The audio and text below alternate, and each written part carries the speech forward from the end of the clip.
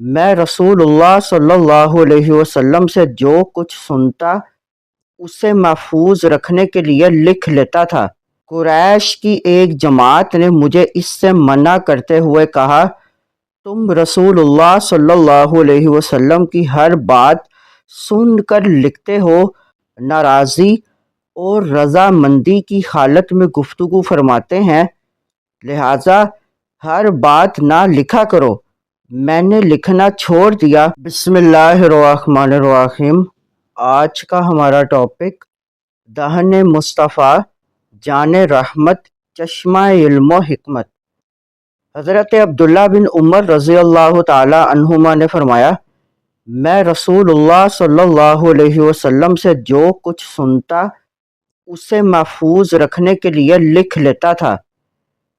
قریش کی ایک جماعت نے مجھے اس سے منع کرتے ہوئے کہا، تم رسول اللہ صلی اللہ علیہ وسلم کی ہر بات سن کر لکھتے ہو، آپ صلی اللہ علیہ وسلم تو جنس بشر سے ہیں، ناراضی اور رضامندی کی حالت میں گفتگو فرماتے ہیں، لہٰذا ہر بات نہ لکھا کرو۔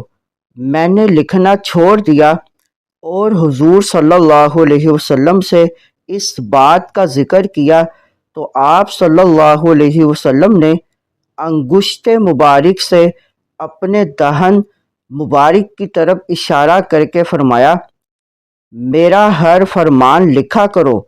اس ذات کی قسم جس کے دستے قدرت میں میری جان ہے، اس دہن اقدس سے حق بات ہی نکلتی ہے۔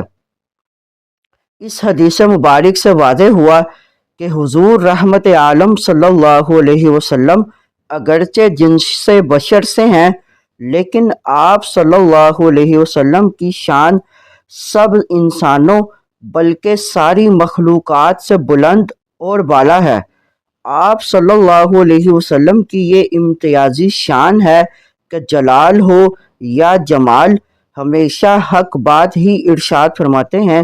اللہ تعالیٰ نے ارشاد فرمایا، وَمَا يَنطِقُ عَنِ الْهَوَىٰ إِنْ هُوَ إِلَّا وَحْيٌ يُوحَىٰ، اور وہ کوئی بات خواہش سے نہیں کہتے، وہ وحی ہی ہوتی ہے جو انہیں کی جاتی ہے۔ مزید معلومات کے لیے ہمارے چینل کو لائک اینڈ سبسکرائب کریں۔